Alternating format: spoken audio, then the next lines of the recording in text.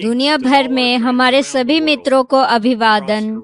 Korea, Japan, Singapore, Vietnam, Cambodia, Malaysia, Java, Fiji द्वीप और दक्षिणी पूर्व एशिया के सभी द्वीप, प्रशांत महासागर में पापुआ न्यू गिनी और ऑस्ट्रेलिया और न्यूजीलैंड में मेरे कीवी भाइयों और बहनों को विशेष अभिवादन।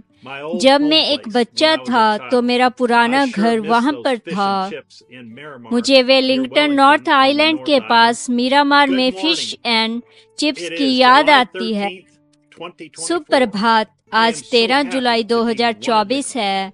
मैं उनमें से एक होने पर बहुत खुश हूँ, जैसे आप मसीही की चुनी हुई दुल्हन।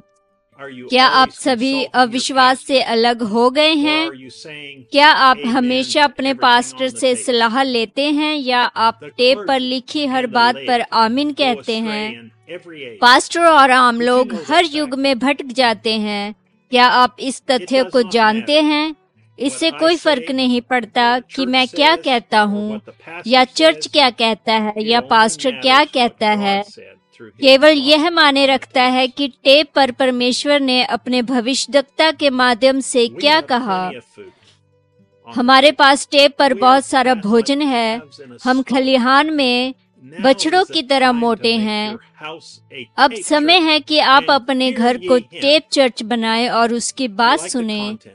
अगर आपको इस वीडियो पत्र की सामग्री पसंद है तो लिंक को कॉपी करें और व्हाट्सएप पर अन्य विश्वासियों के साथ साझा करें।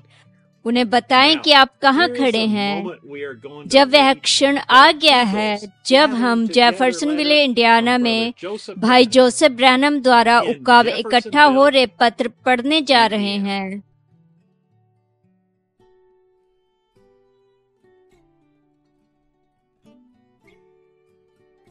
प्रिय लज्जित न होने वाली दुल्हन, आज के जैसा समय या लोग कभी नहीं रहे।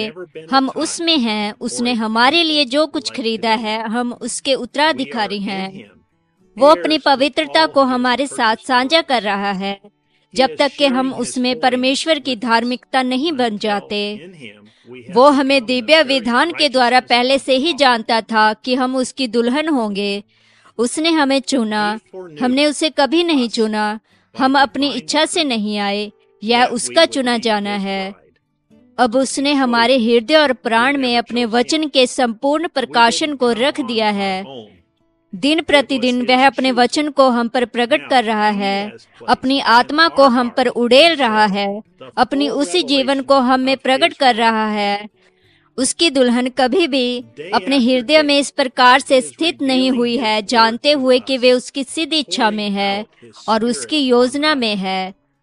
उसके वचन के साथ रहने के द्वारा उसकी आवाज को सुनते हुए परमेश्वर का प्रेम और यह संदेश हमारे हृदय को भर देता है, इतना तक कि यह बस उमड़ने लगता है।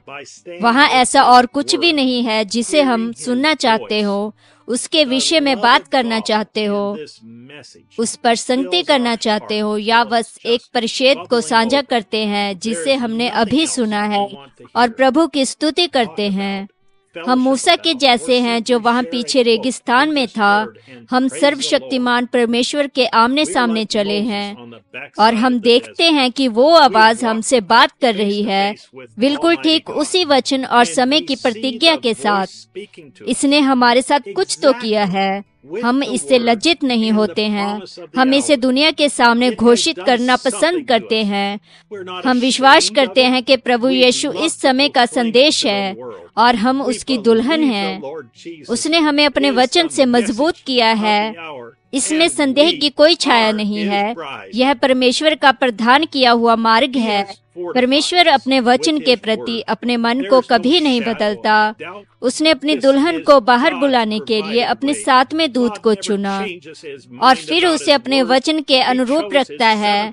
इस जीवन में उसके और उसके वचन के अलावा कुछ भी नहीं है। हमें इससे अधिक नहीं मिल सकता। यह हमारे लिए जीवन से बढ़कर है। सुसमाचार और सर्वशक्तिमान परमेश्वर की सामर्थ दुनिया भर में पहले से कहीं ज्यादा फैल गई है वचन अब दुल्हन के हाथों और कानों में है। अलगाव का समय अब जगह ले रहा है, जब परमेश्वर दुल्हन को बुला रहा है और शैतान कलीसिया को बुला रहा है। हम आपसे और आपके वचन से प्रेम करते हैं प्रभु, हमें इससे अधिक नहीं मिल सकता।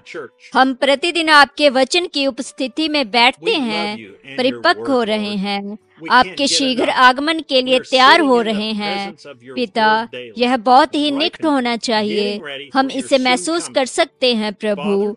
हम बड़ी उपेक्षा के साथ प्रतीक्षा कर रहे हैं। पिता, ऐसा हो कि हम और अधिक ईमानदार बने और हमारी प्रतिज्ञाओं को फिर से नवीनीकृत करें। हम जानते हैं कि हमारा विश्वास जो आपके वचन में है हमारे हृदय में जल रहा है। आपने सारे संदेह को दूर कर दिया है। वहाँ पर आपके वचन के अलावा कुछ भी नहीं है। हमें यकीन है और हम दुनिया को यह बताने में कभी लज्जित नहीं होते हैं कि हम आपकी टेप दुल्हन हैं। मैं दुनिया को आमंत्रित करना चाहता हूँ कि आकर इस रविवार दोपहर 12 बजे जेफरसनविले समय पर हमारे साथ सुने। जब हम संदेश को सुनते हैं, लज्जित 650711 भाई जोसेफ ब्रैनम। संदेश सुनने से पहले पढ़े जाने वाले वचन संत मरकुस अध्याय 8 आयत 34 से 38। उसने भीड़ को अपने चेलों समेत पास बुलाकर उनसे कहा, जो कोई मेरे पीछे आना चाहे वह अपने आप से इनकार करे और अपना क्रूस उठाकर मेरे पीछे हो ले। क्योंकि जो कोई अपना प्राण बचाना चाहे वह उसे खोएगा, पर जो कोई मेरे और सुसमाचार के लिए अपना प्राण खोएगा वह उसे बचाएगा। यदि मनुष्य सारे जगत को प्राप्त करे और अपने प्राण की हानि उठाए तो उसे क्या लाभ होगा? मनुष्य अपने प्राण के बदले क्या देगा? जो कोई इस व्यभिचारी और पापी जाति के बीच मुझसे और मेरी बातों से लजाएगा, मनुष्य का पुत्र भी जब वह पवित्र दूतों के साथ अपने पिता की महिमा सहित आएगा तब उससे भी लजाएगा। अगली बार तक परमेश्वर आपको आशीष दें और शालोम।